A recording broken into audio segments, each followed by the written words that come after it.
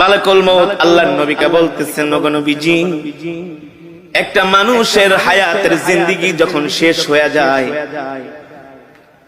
আল্লাহ তাআলার আরশে আজিমে একটা গাছ আছে, ওই গাছের সাথে এক পাতা আছে, প্রত্যেকটা পাতায় পাতায় এক একটা মানুষের হায়াতের জিন্দেগি লেখা থাকে। যখন তার হায়াতের জিন্দেগি শেষ হয়ে যায়, 40 দিন বাকি থাকে, তার হায়াতের জিন্দেগির ওই গাছের পাতাটা হলুদ বর্ণ হয়ে যায় 40 দিন আগে।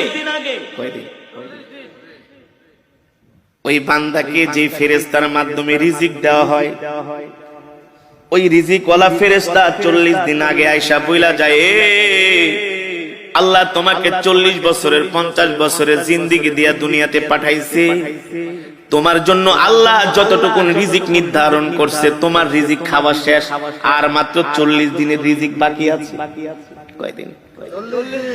আবার যখন এইভাবে করে একদিন, 2 দিন, 3 দিন যেতে থাকে, প্রত্যেকদিন ফেরেশতা আয়েশা তার মাথার সামনে বৈশা বলে, শোনো শোনো, তোমার বাকি আছে আর 38 দিন, 37 দিন, 36 দিন। দেখেন আমার সাথে আপনাদের কথাগুলো মিলে কিনা।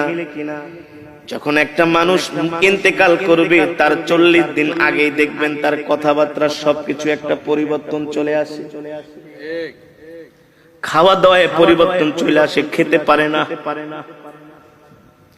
যেই মানুষ আধা কেজি চাউলের ভাত খায়, 1 কেজি চাউলের ভাত খায়, আধা কেজি গরুর গোশত, 1 কেজি গরুর গোশত খেয়ে ফেলে, ওই মানুষ দেখবেন 1 মুঠা ভাতও খেতে পারে না।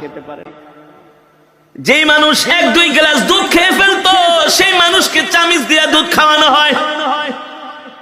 যেই মানুষ 1-2 হালি কমলা খেয়ে ফেলতো, তাকে একটা কমলার খোসা মুখে নিয়ে একটু রস খাওয়ানো হয়। কারণ কি রে ভাই, কারণ কি? আল্লাহর নবী বলেন, আল্লাহ তাআলা তার জন্য যতটুকু রিজিক নির্ধারণ করেছিলেন, তার রিজিক শেষ।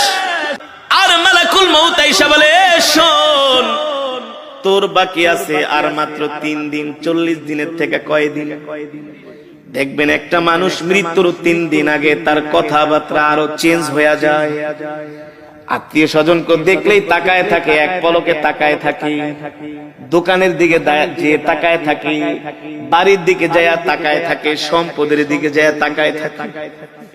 কারণ আস্তে আস্তে পৃথিবী তাকে ছেড়ে দিতেছে। আল্লাহ আল্লাহ